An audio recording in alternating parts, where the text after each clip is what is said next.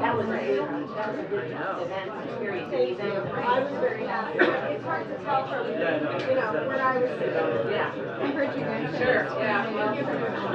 Sometimes being too close is not a good thing. Yeah, exactly. I was thinking every tiny. Yeah, I meant to email you. I'm sorry I didn't. No, don't worry about it. Oh, good to see you.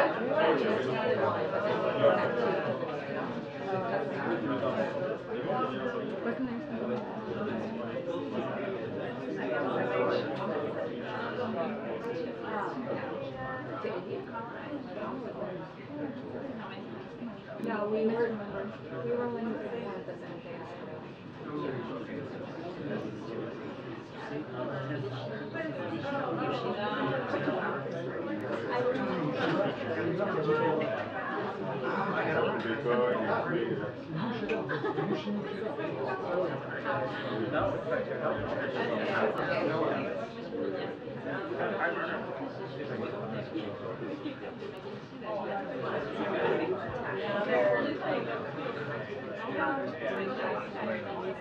Right.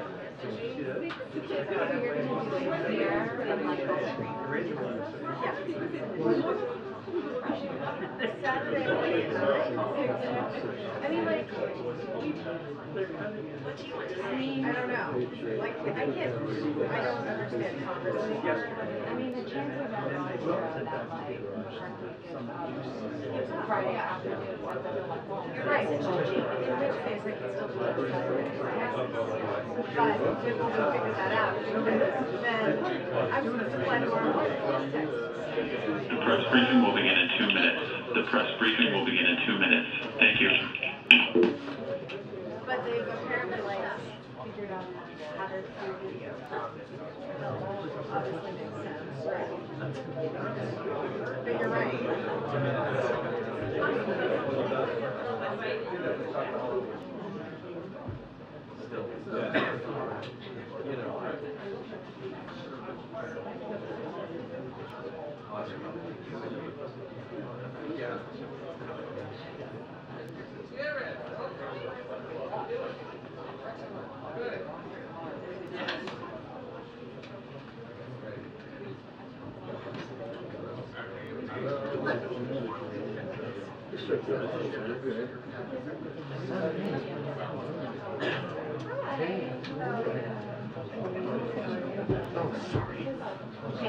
How are you doing? One lock mic at a time. That's good. Oh.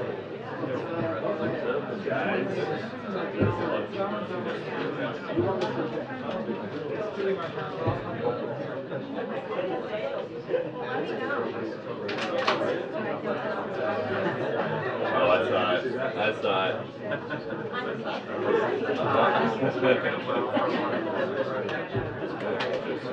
Good BO for us. I'm sure.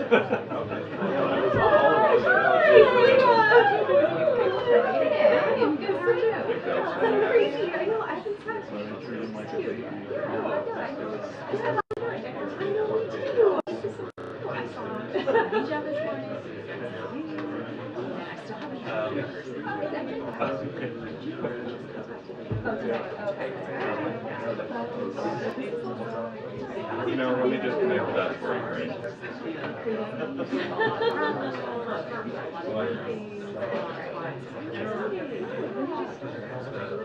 Did you hear what happened with the shit? I felt terrible for him. Good afternoon, everyone. As you can see, we have the National Security Advisor, Jake Sullivan, joining us today to talk about, give a little bit of a preview and talk about the President's visit with President Zelensky today. As you know, he's in town, and he'll take some of your foreign policy questions as well. With that, Jake, podium is yours. Thanks, Karine, and thanks for letting me come back here just a few days after I was last before you at this podium. President Biden returned from New York last night, where he held a series of engagements and meetings at the UN General Assembly. He launched important initiatives, he engaged with heads of state from around the world, and he laid out a substantive agenda for effective American leadership at a pivotal moment in the world.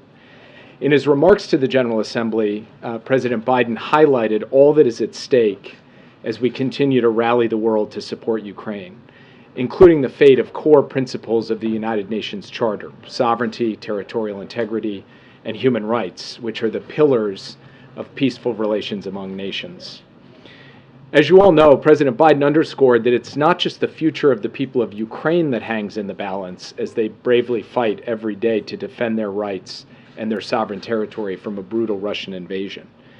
The President spoke about how critical it is that the U.S. and the world send the unmistakable message that in the 21st century, a dictator cannot be allowed to conquer or carve up his neighbor's territory by force and threaten the fundamental values of freedom and independence that matter to every American. If we allow that here, it will happen elsewhere in ways that will undermine the fundamental security, not to mention the values that the American people hold so dear. Following up on that speech at the UN earlier this week, today President Biden is hosting President Zelensky of Ukraine here at the White House, where he will emphasize the continued need for the American people to step up and support Ukraine as they battle on the front lines of the free world. Today's meeting will be the 6th in-person meeting between President Biden and President Zelensky, and it's President Zelensky's 3rd visit to the White House during the Biden administration. Of course, they have talked many times over the course of the past year and a half by phone, on video, and our teams are in constant daily communication. This meeting comes at a significant moment as Ukrainian forces continue to make progress in their counteroffensive, and just after Russia launched yet another brutal wave of airstrikes against five cities in Ukraine that hit critical civilian infrastructure and knocked out power for many people in many different parts of the country. To help defend against assaults like this one, assaults from the air, President Biden will announce a new package of military assistance today that includes significant air defense capabilities to help Ukraine protect its people. These capabilities will help Ukraine harden its defenses ahead of what is likely to be a tough winter, filled with renewed Russian attacks on Ukrainian critical infrastructure to try to deprive innocent people of necessities like heat and electricity.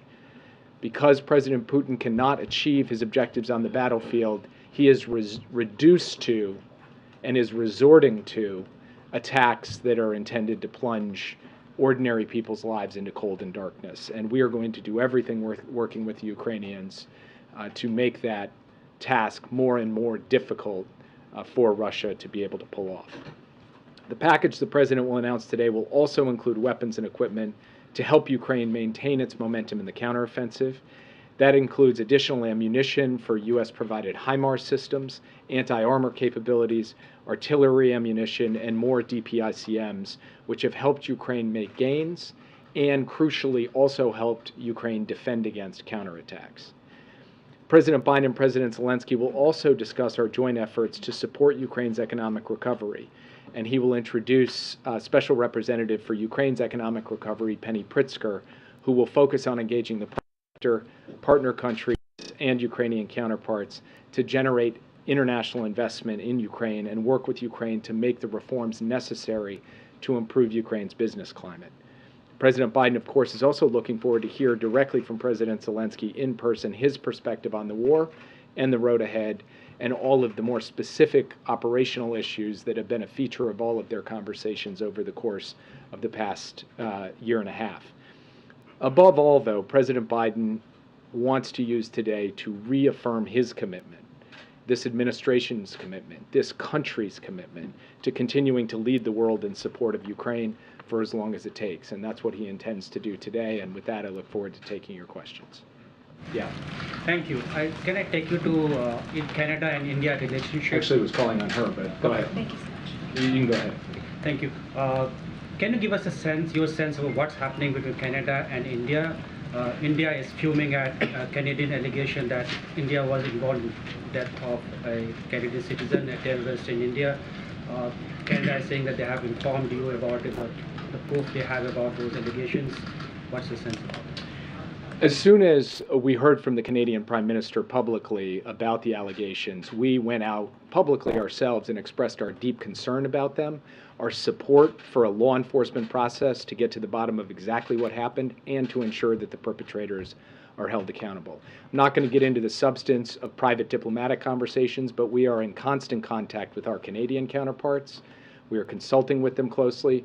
We support the efforts that they are undertaking in this investigation, and we have also been in touch with the Indian government as well. And I will leave it at that for today, only to say that I have seen in the press some efforts to try to drive a wedge between the United States and Canada on this issue, and I firmly reject the idea that there is a wedge between the U.S. and Canada. We have deep concerns about the allegations, and we would like to see this investigation carried forward and the perpetrators held to account. That is what the United States has stood for from the moment this emerged in public, and we will continue to stand for that until this fully plays its way out. So you can go ahead. Sorry. Hi. So I know that ATACMS have been on the table, been in consideration by President Biden. I'm wondering if you can talk about what those consideration factors are. Is it a stocks money issue? Is it a we're not ready at that? They're not ready at this point in the war to start longer range fires? Can you tell us about that?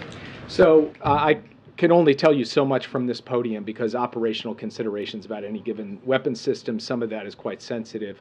What I would say is that the president is constantly speaking both to his own military and to his counterparts in Europe and to the Ukrainians themselves about what is needed on the battlefield at any given phase of the war, and then what the United States can provide, while also ensuring that we are able to provide for our own deterrence and defense needs. As he's weighed all that up to date, he has determined that he would not provide ATACMS, but he has also not taken it off the table in the future. I don't have anything to announce about that today. Yes. Thanks, Jake. House Republican leaders are heavily laying the blame at President Biden's feet today for the fact that the House has not passed that additional package of Ukraine aid. House Speaker McCarthy saying today that President Biden hasn't made the case to the American public. What is victory?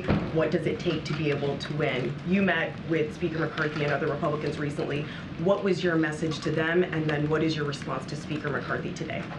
I'm not going to get into a debate with Speaker McCarthy from the podium. I would say that Speaker McCarthy has himself been an advocate for the supply of military assistance to Ukraine, has voted for previous packages, and that Republicans in both the House and Senate, in very large numbers, have been strong advocates and supporters for this.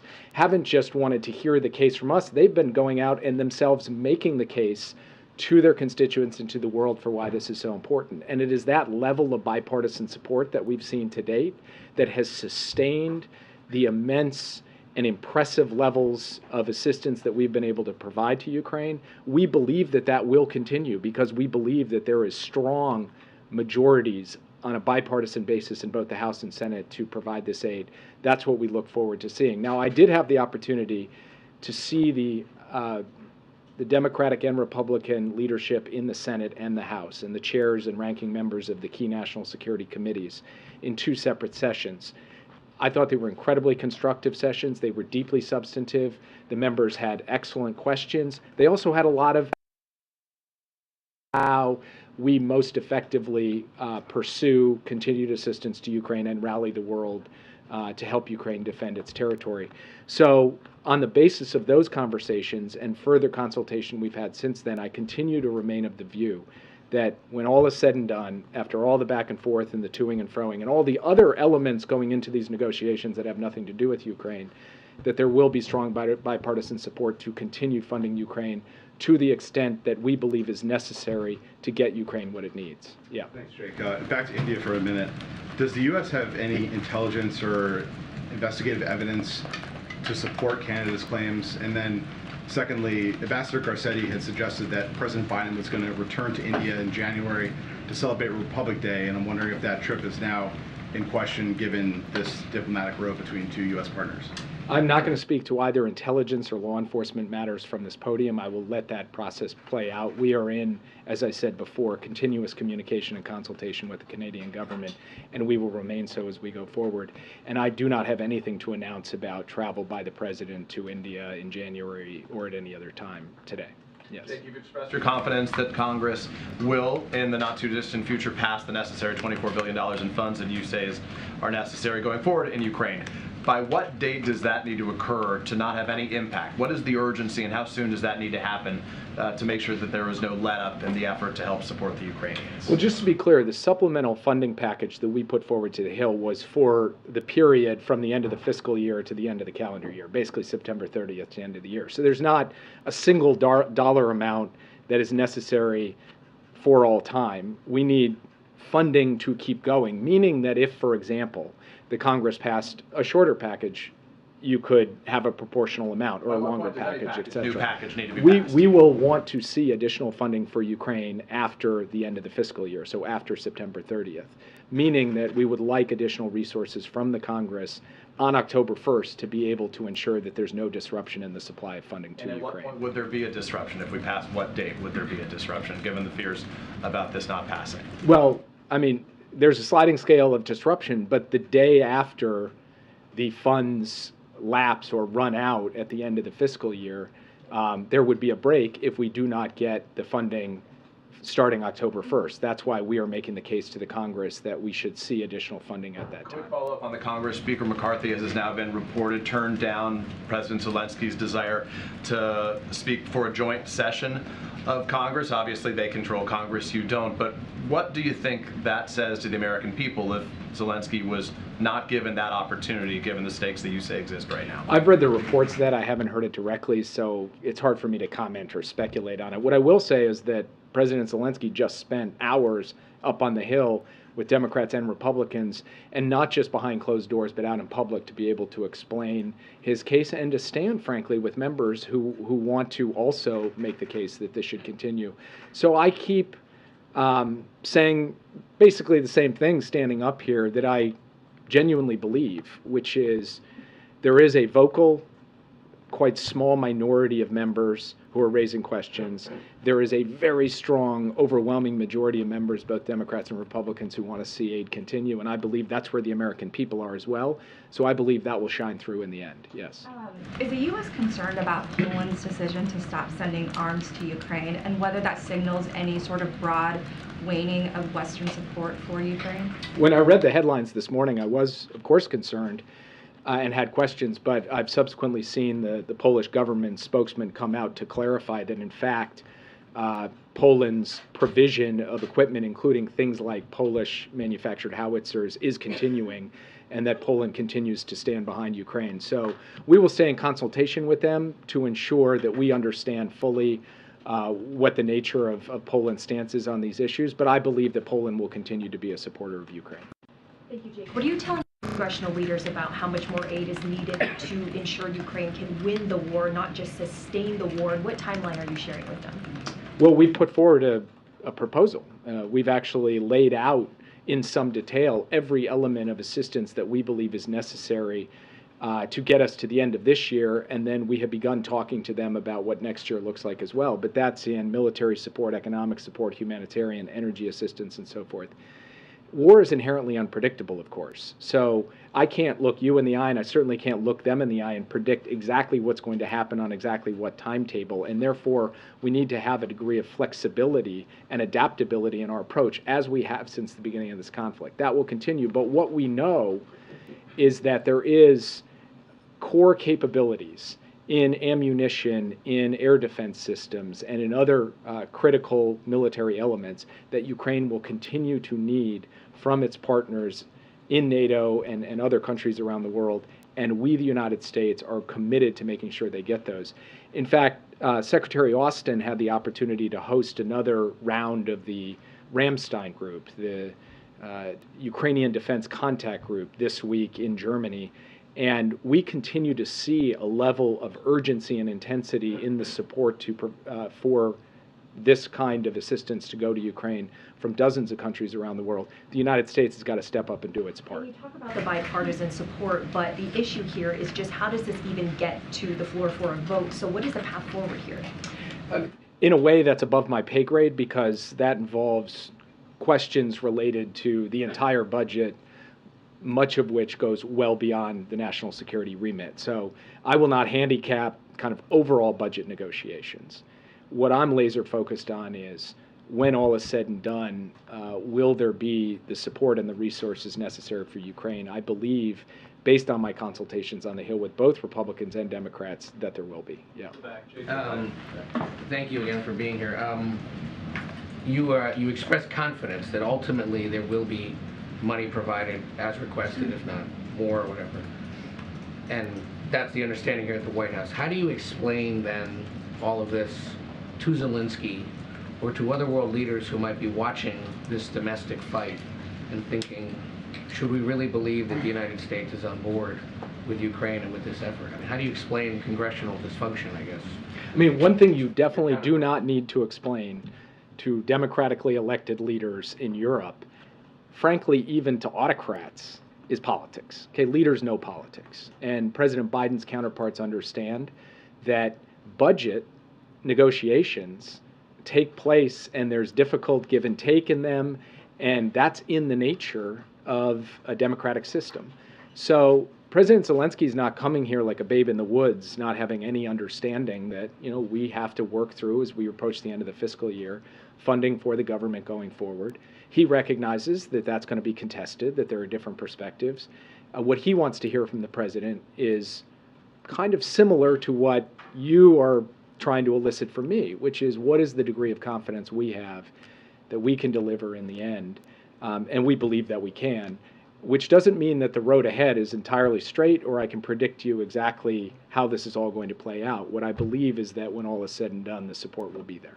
One real quick on, we talked about Canada. There's an issue with Mexico today because AMLO suggested he's not coming to APEC in November amid concerns with its relationship with Peru.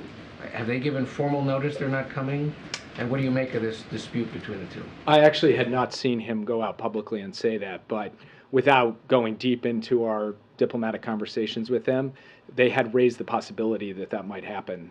We'll have to talk to them, and I don't want to comment on it at the podium before I've had the chance to talk to them directly. Yeah. Thank you so much. I would like to ask you a question about Saudi Arabia. Yesterday, the Crown Prince said that if Iran gets nuclear weapons, then Saudi Arabia would get them too.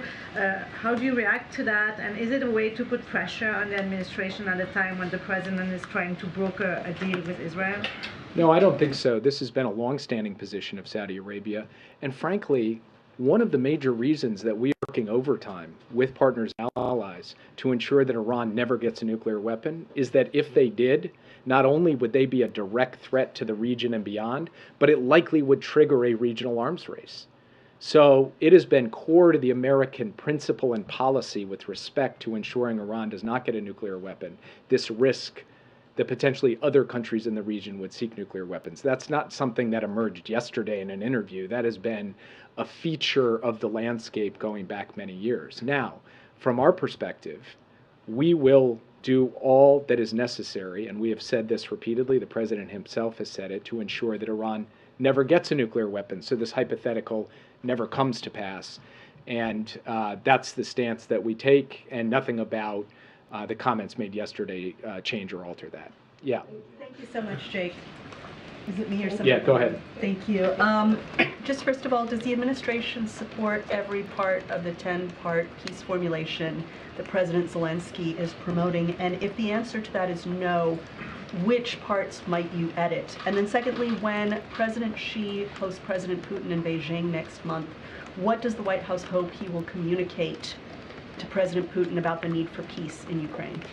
Each of the individual elements of the peace plan, if you sat one of them down, sovereignty and territorial integrity, food security, ecological security, nuclear safety, to us it's not even a question whether we agree. Of course we do. These are just basic principles of the international system. They're consistent with the UN Charter, and we have said that President Zelensky's vision for a just peace is fully consistent with the United Nations Charter and with kind of decency and common humanity. So we have no concerns about any of that. What President Biden has said is that at the end of the day, the baseline for peace are the core principles of the UN Charter, particularly sovereignty and territorial integrity and human rights. That's what we're going to continue to drive at. That's what President Biden and President Zelensky will speak about today. Yeah. Xi, sorry. Oh, sorry, what was it about Xi? What do you hope that President Xi will communicate to Putin when they meet in Beijing about the need for peace in Ukraine? The number one point in, I can't remember if it's 10 or 12 points in the principles that the PRC has laid out with respect to Russia's invasion of Ukraine is respect for sovereignty, respect for every nation's sovereignty. So I would like to see every leader who goes and speaks to President Putin reinforce that that basic proposition is inviolable, and that every country, including countries that have better relationships than Russia than we do, are going to stand by that principle as we go forward. That's fundamentally their responsibility. Yeah. I had two quick follow-ups. First, with regards to the United States' commitment to Ukraine, there are 26 Republican lawmakers, including 6 senators, a small minority, as you mentioned before, who sent a letter to the OMB director saying that they were unaware of just how much the administration has spent thus far in support of Ukraine. They know how much was appropriated, obviously, but they don't know how much has been spent thus far. Do you have a general figure you can give us? I'm not going to stand here and give a precise figure. What I will tell you is that we have supplied to the Congress every dollar that has been obligated. So if they are unaware, it's because they are not looking at the reports that we are submitting to the Hill. In fact, when I was up on the Hill just a few days ago, I walked through in some detail, and I don't have the notes in front of me, exactly what we had spent in the military space. We've done 47 presidential drawdown packages. We give the dollar figure for every one of them. We've done USAI packages. We give the dollar figure for every one of them. We obligate money under economic support funds. That money is notified to the Hill in a public way. So you all have access to exactly how much we've spent. The Congress has access to exactly how much we've spent. We have not hidden a single thing on this, and I find the claim in that letter somewhat bizarre. And then you reiterated the importance of territorial sovereignty, and you noted that in the 21st century, one neighbor cannot be allowed to conquer another. And I think that you got to the point you seem to say that if we were to allow this to happen in Ukraine, it could happen elsewhere. Were you referring by chance to any other particular threat in any other theater towards one of our allies? I'm not referring to a particular threat. I'm referring to the fact that history has taught us this lesson painfully many times, that aggression unchecked can be aggression unleashed. That could mean further aggression by Russia, or it could be aggression by another autocratic power against its neighbor somewhere else in the world, not specifically zeroing in on a particular threat or conflict, but we have to be prepared for that if we do not stand up and help defend the sovereignty and territorial integrity of Ukraine. Yeah. Thanks, Jake. I appreciate you doing this. So you've laid out how the president is standing up to Russia through action, but largely giving China and India a pass on their aggressions as well as economic support for Russia. Why is that? Can you repeat the question? Sure. You've laid out how the president's been standing up to Russia through action, but when it comes to India and China, the president's largely given them a pass for their aggressions as well as the economic support they're giving to Russia.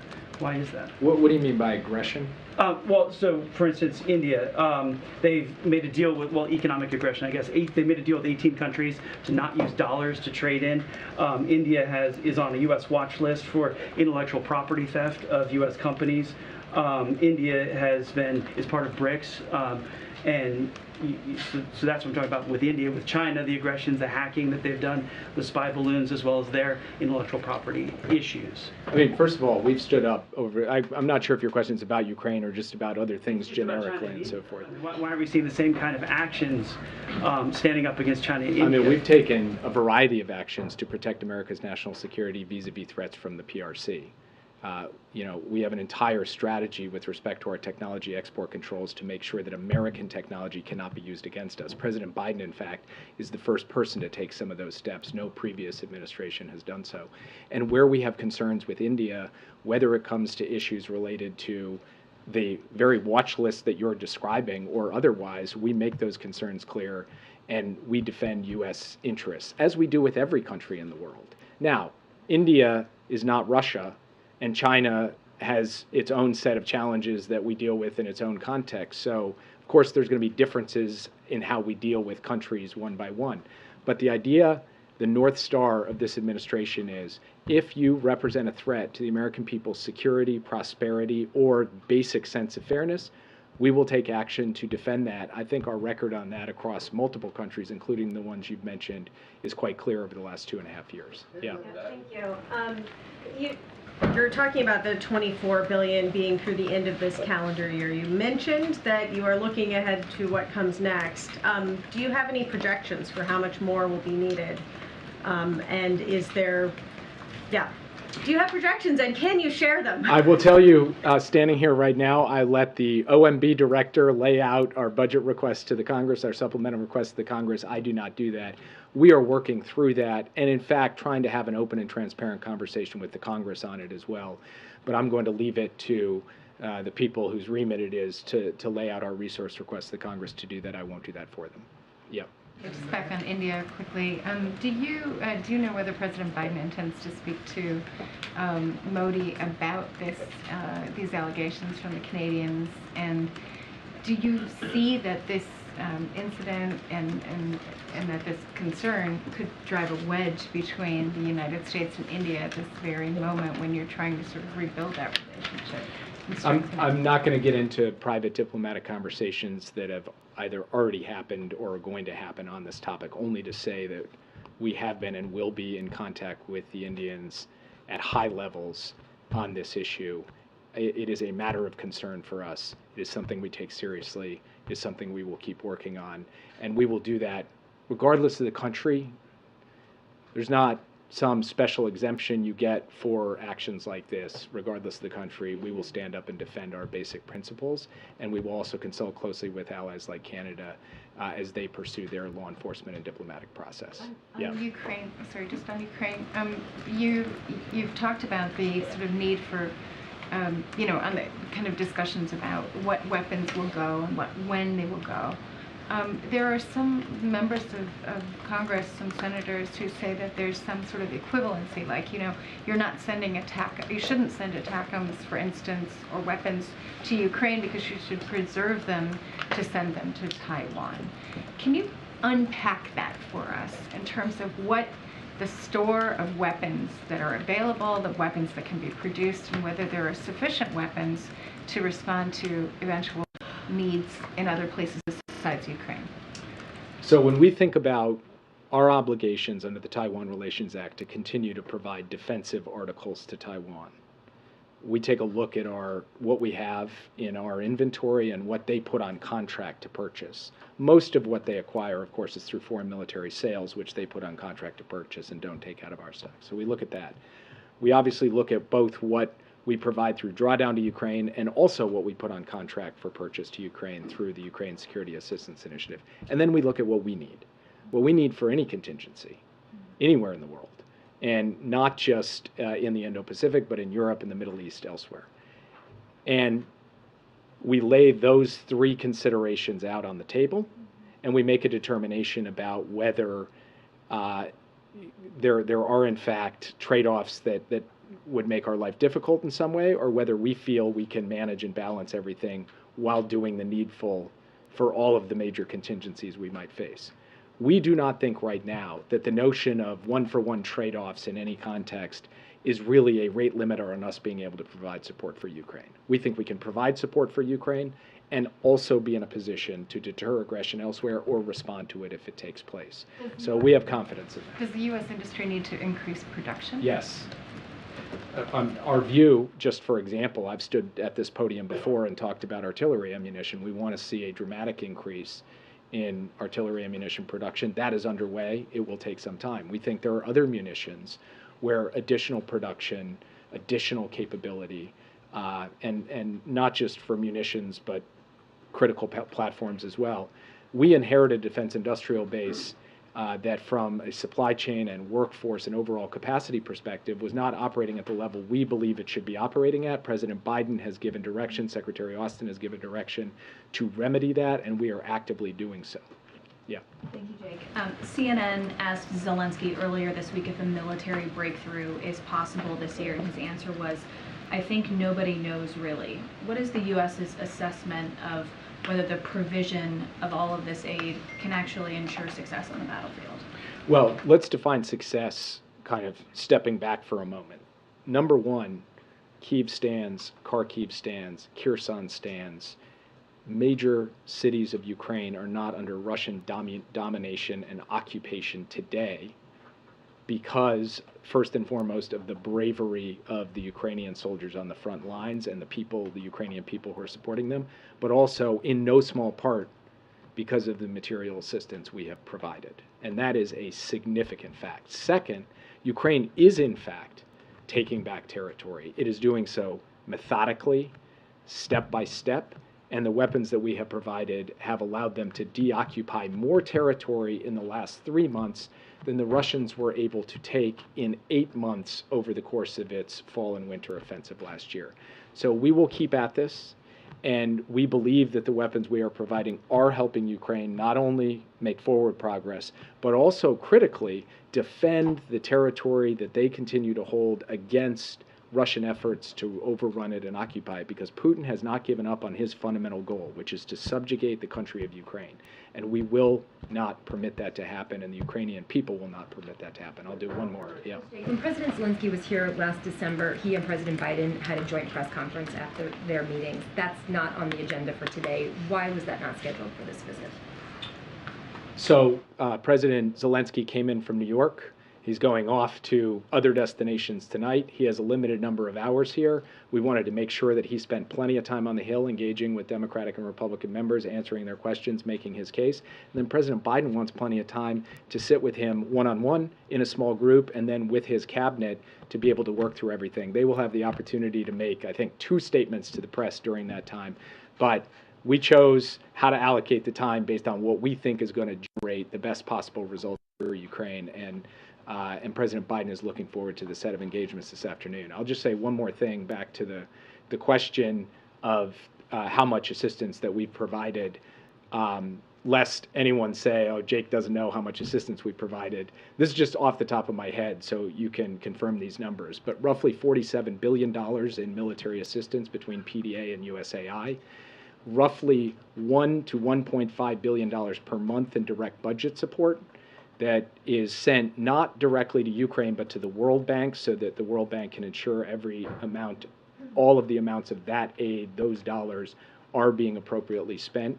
And then in the range of $10 or so billion being spent for a range of humanitarian, energy, and other purposes to ensure that the basic livelihoods of Ukrainians, their humanitarian needs, basic food security needs, and otherwise are being taken care of. That's not a precise estimate because I didn't come bringing this, but I spend my days making sure that we know that every dollar that we're spending is being accounted for effectively and is being shared very much with the Hill and is being shared with you all.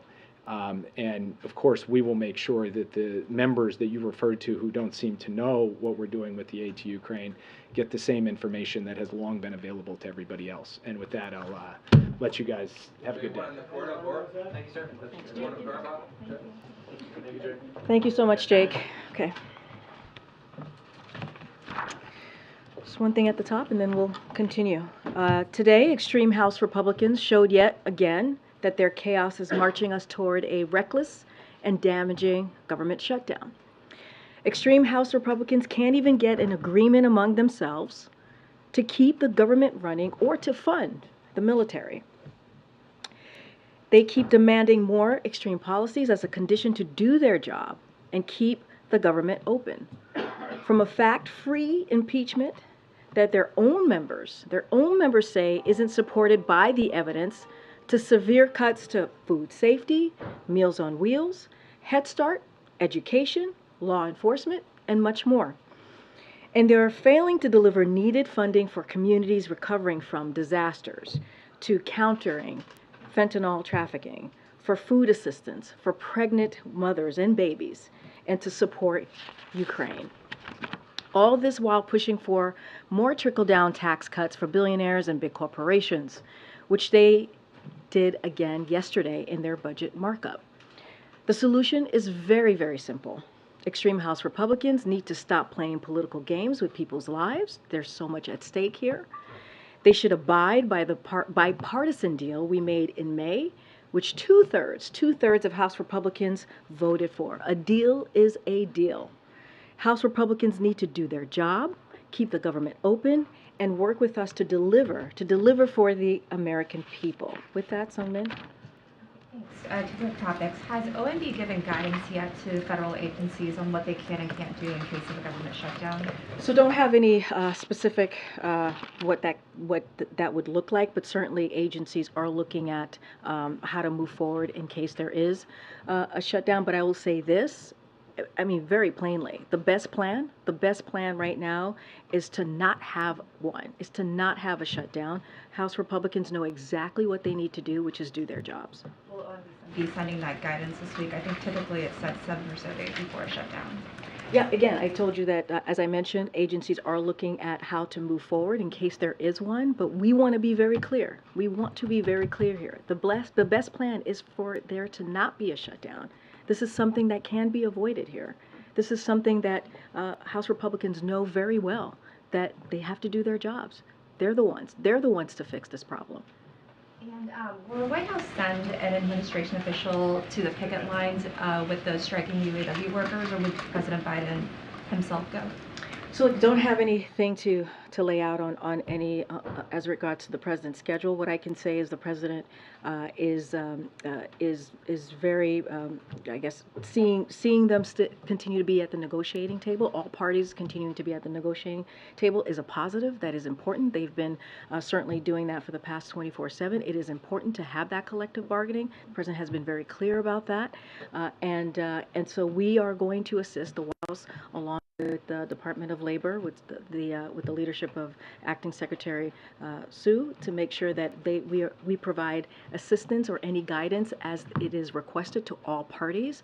But certainly we appreciate the fact that they are still at the negotiating table having this conversation. It is important that we result in a win-win agreement. It is important that UAW workers are certainly being able to have a deal where they could take care of their family, raise their family. The president is, as you know, pro-union. The president is pro-workers, pro-UAW workers, and that's what we're going to continue to make clear. I'm going to just ask you on the UAW strike, to what extent do you have any kind of leverage to sort of lean in with companies? Is the president picking up the phone and speaking with the company executives? And is there a limit to how much he can do on that? Well, you heard from the president, Andre. You heard from the president last Friday, where he said that record corporate profits should lead to record UAW contracts. He was very clear about that.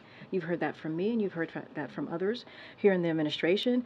And he's going to obviously continue to get daily briefings from his team on what's going on, and where the negotiations are.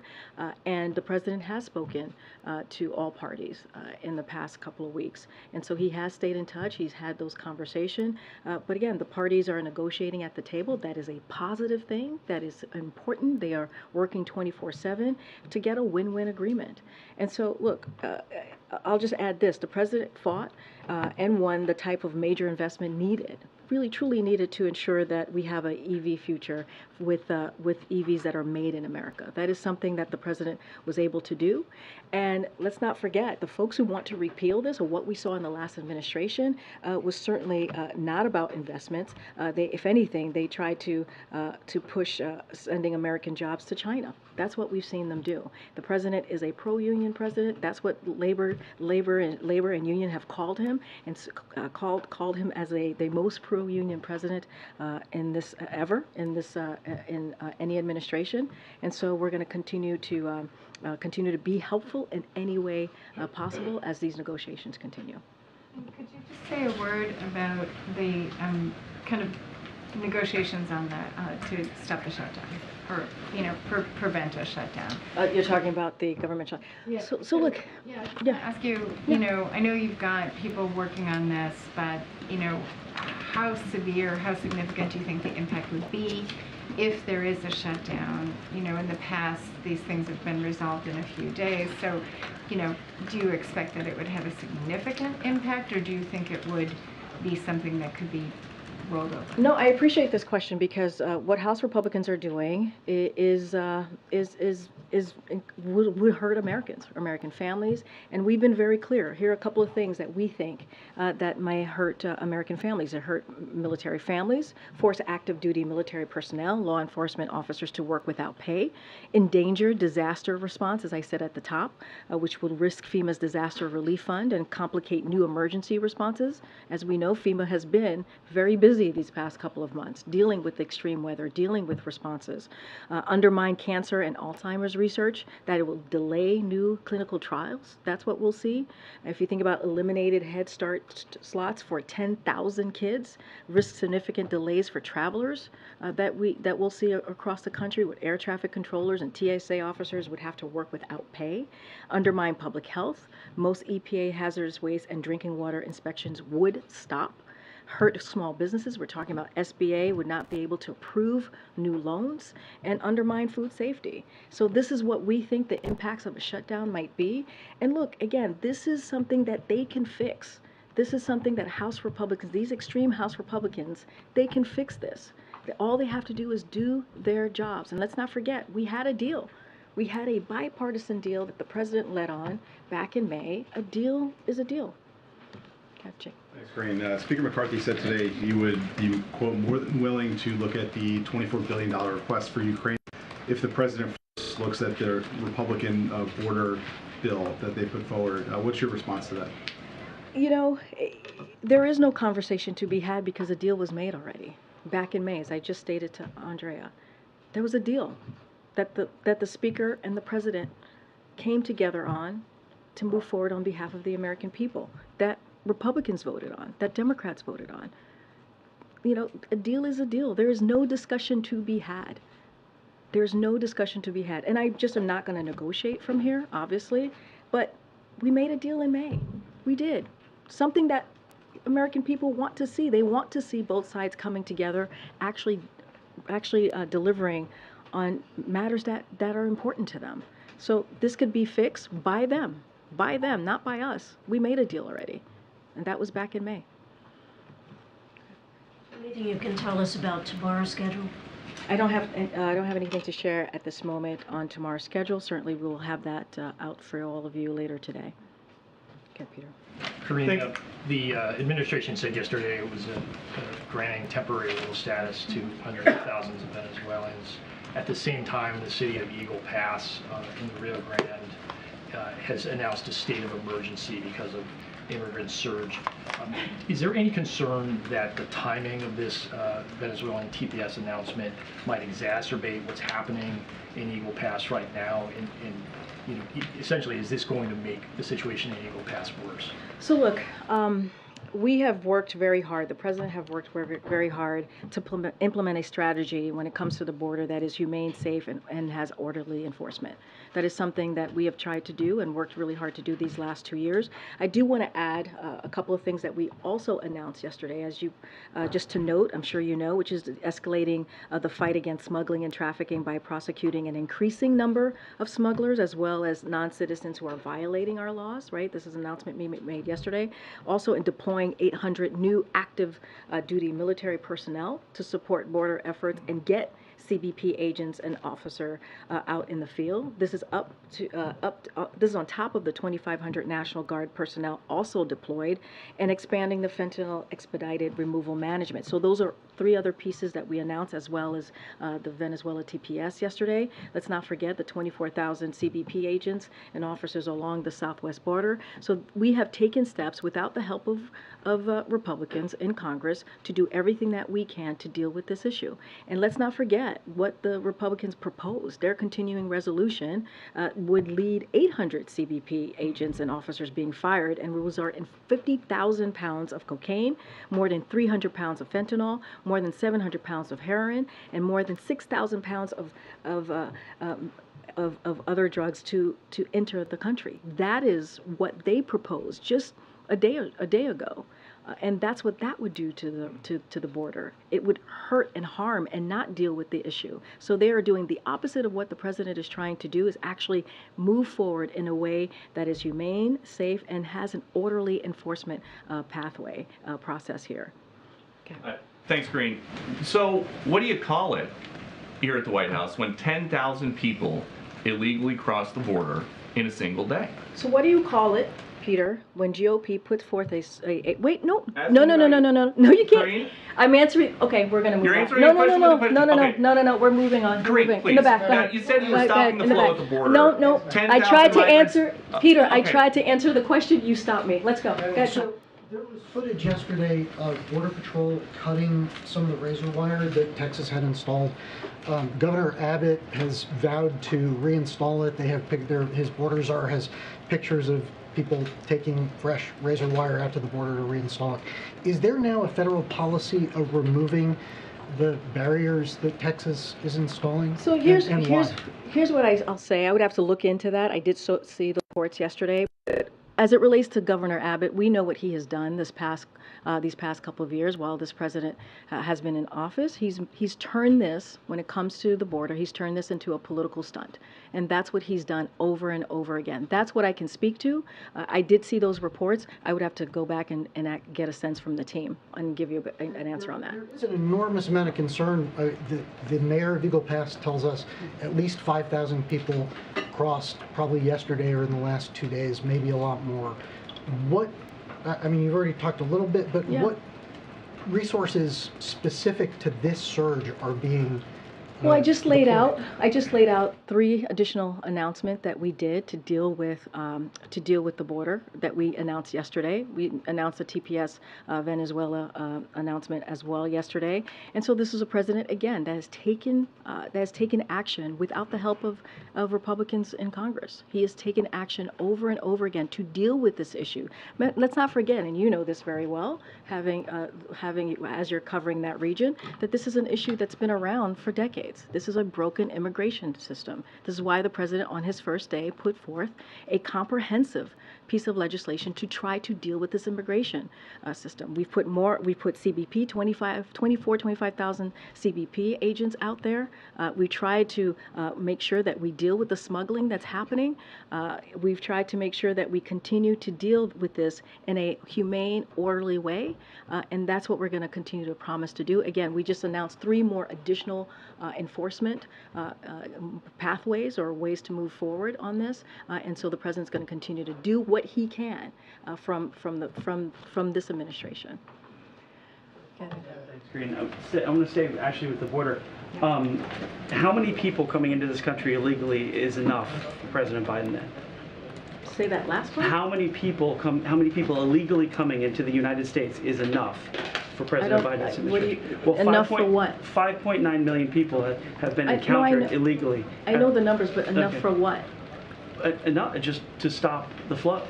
As I mentioned, this is a problem that's been around for some time now, for decades, a broken system. The president has done everything and is going to continue to do what he can, without the help of some Republicans in Congress, to deal with this issue. And I just laid out what he has done over the past 2 years, right? 24,000 CBP agents and officers along the southwest border. This is a historic number, more than any other president has been able to do. And that's 2,600 additional civilian personnel. Those are going to be helpful in dealing with the issue. Increase border holding capacity by 3,750 to 22,700. And so we're trying to deal with the smuggling issues that we're seeing as well on the border. So the president's going to continue to do the work. He made some announcement as well yesterday, as I just mentioned. And so look, we're going to continue to implement a strategy that is humane, that is safe, and that is orderly as it relates to enforcement. And so that is a promise that you can see from this president. Again, GOP, the Republicans, put out a continuing resolution that actually reverses the work that the president is trying to do, makes the situation worse. That's what they were trying to push. And so, look, we would love to do it in a bipartisan way and really fix this issue that's been around for some time now. But right now, the president is doing it on his own. Thanks, Karine. Will we see the president try and get directly involved in trying to avert this possible government shutdown? And will he be speaking with Speaker McCarthy? And if so, what's his message? So look, the president talks often to members of Congress. That is something that he does pretty regularly. And something that he will continue to do. I don't have any conversations to lay out, but I said this moments ago, right? Which is the president and the speaker came to a deal in May. This is not for us to fix. This is for House Republicans to fix, the extreme House Republicans. This is on them. There is a deal. A deal is a deal that they voted on in a bipartisan way. It is up to them to fix this. The message is very clear. What he says in private is certainly what he says in private is the same as what he says publicly, which is there is no reason for Republicans to shut down the government. House Republicans should stop their partisan games and keep their promises and also do their jobs. That's the message that the president is sending.